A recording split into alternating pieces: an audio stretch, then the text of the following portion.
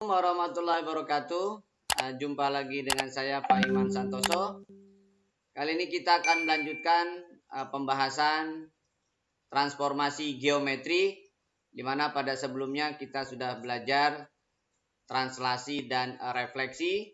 Maka kali ini kita akan melanjutkan yaitu rotasi dan dilatasi. Baik. Transformasi geometri dalam hal ini adalah rotasi, adalah sebuah perubahan kedudukan sebuah objek dengan cara diputar atau dirotasi dengan sudut tertentu, dalam hal ini pusat tertentu. Jadi dirotasi dengan sudut tertentu dan pusat tertentu. Oke, untuk yang pertama kita akan awali dengan pusat di 0,0, di mana kita letakkan pada bidang kartesius yang dibatasi oleh sumbu vertikal, yaitu sumbu Y, dan sumbu horizontal, yaitu sumbu X. Pusatnya 0,0, lalu sebuah titik, katakanlah ini adalah sebuah titik A dengan koordinat X, Y, diputar dengan kedudukannya misalkan dari A menjadi A aksen,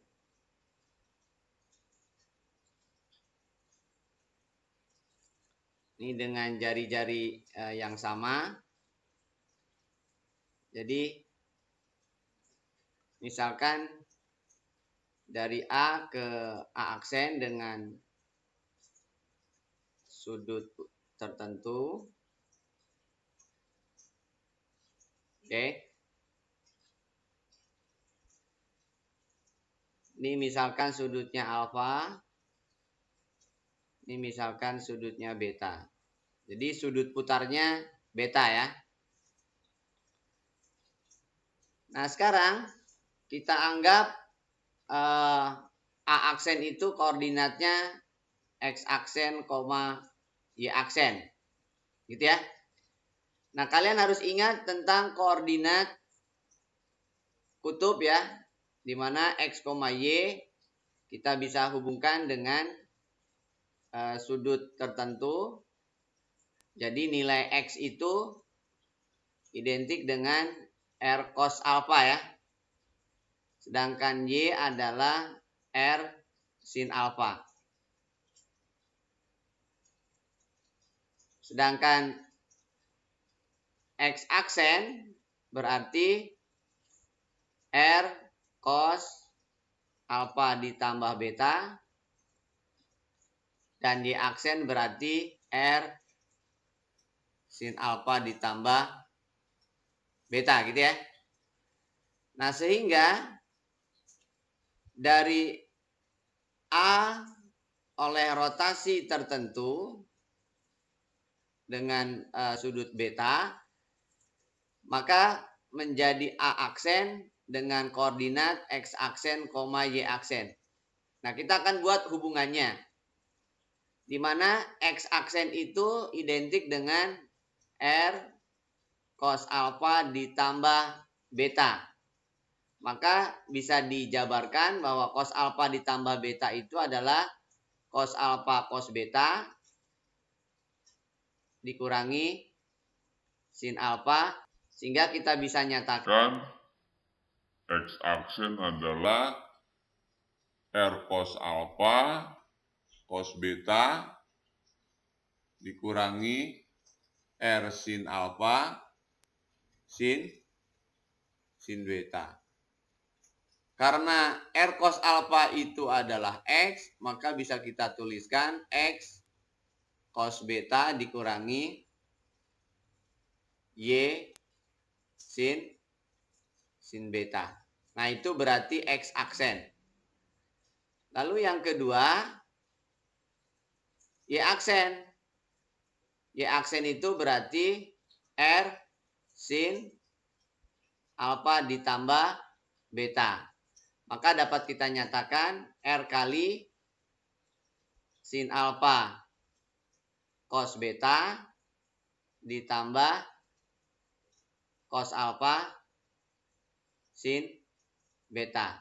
Atau dapat dituliskan R sin alfa cos beta ditambah R cos alfa sin beta.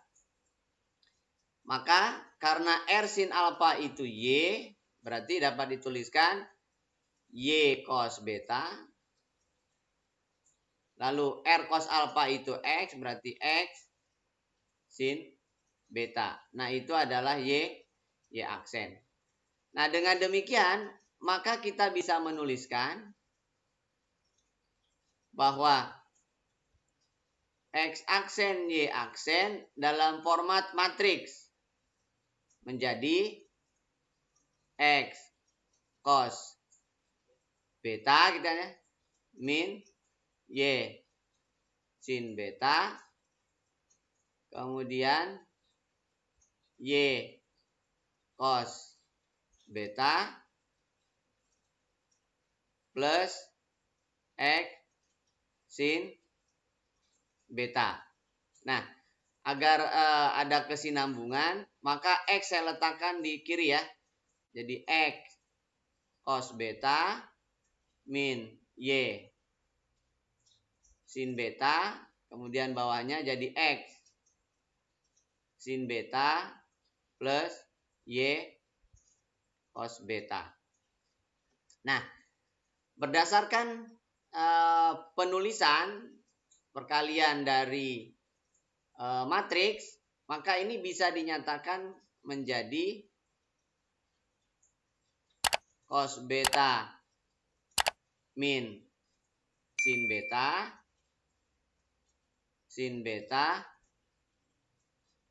cos beta dikalikan dengan X, Y. Gitu? Nah, sehingga kita punya rumus umum bahwa X aksen Y aksen itu bisa kita nyatakan menjadi cos beta min sin beta cos beta kali XY. Nah, inilah yang dimaksud dengan pusat. Kesimpulannya bahwa X aksen Y aksen itu bisa dinyatakan dalam bentuk matriks demikian. Nah, sehingga ini berlaku umum untuk sudut yang lainnya. Bisa 90 derajat, bisa 60 derajat, bisa 180 dan seterusnya. Oke, itu untuk sudut 0,0. Lalu bagaimana kalau pusatnya A, B? Nah, kalau A, B berarti ini tinggal digunakan translasi aja. Translasi atau penggeseran. Translasi dari 0,0 menjadi A, B ya. Jadi semuanya ditranslasi. Kalau ditranslasi berarti kan digeser. Maka otomatis X min A, Y min B, kali gitu ya. Ini sama. Sudutnya tidak berubah. Yang berubah adalah posisinya. Yang tadinya 0,0 menjadi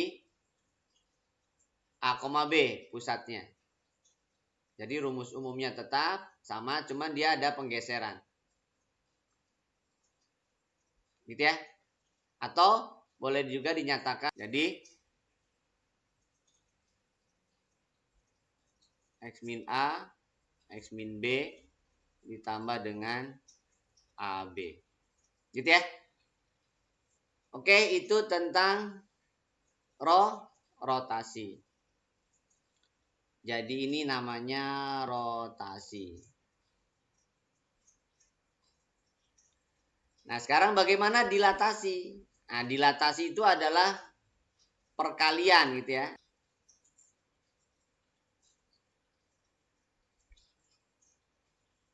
Oke, untuk 0,0 dulu. Misalkan ini A, kemudian ini A aksen gitu ya. Koordinatnya misalkan ini adalah X, Y ini tentu ada perubahan kan.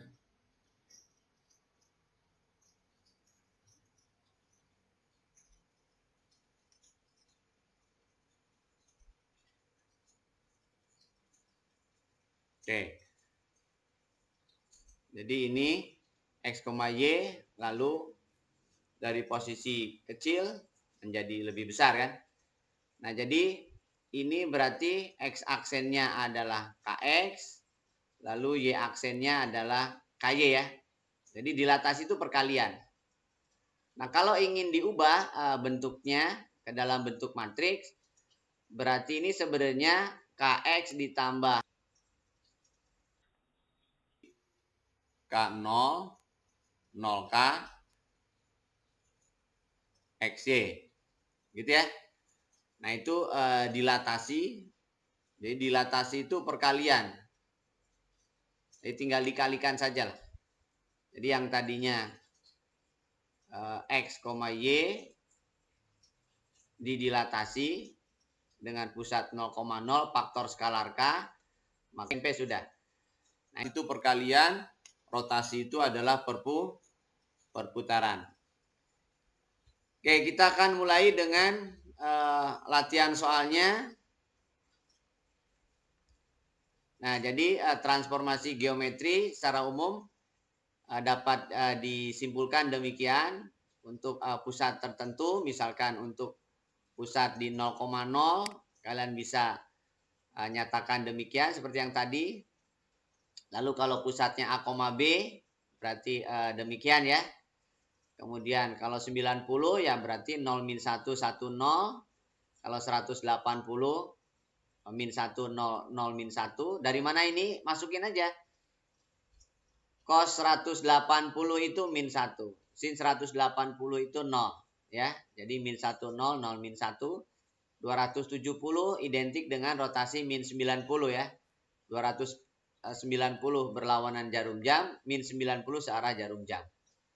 Nah, itu matriksnya kalau mau langsung kalian gunakan. Ya gitu ya. Jadi sudut pusar positif bila arah putarnya berlawanan arah putar jarum jam, dan kalau negatif berarti itu artinya searah jarum jam. Penulisannya R0 alfa itu artinya pusatnya di O, sudut rotasinya adalah alfa. Gitu ya. Maka penulisannya boleh dengan demikian. Kalau dalam fungsi misalkan fxy, maka rumus rotasinya berarti x cos alpha tambah y sin alpha, y cos alpha min x cos alpha. Ya, itu kalau mau dinyatakan dalam sebuah fungsi. Kalau ambil ya sebuah titik aja secara umum. Dilatasi dengan faktor skalar K, faktor skala ya, faktor skala K berarti D 0K itu artinya skalanya K dengan A aksen, X aksen berarti X aksen di aksennya K0 0K XY kalau dibuat matriks. Begitupun kalau pusatnya di A, B. Demikian ya. Oke. Saya kira itu untuk teorinya. Nanti kita akan lanjutkan dengan latihan soalnya. Tonton terus video ini. Jangan lupa subscribe, like, and share. Assalamualaikum warahmatullahi wabarakatuh.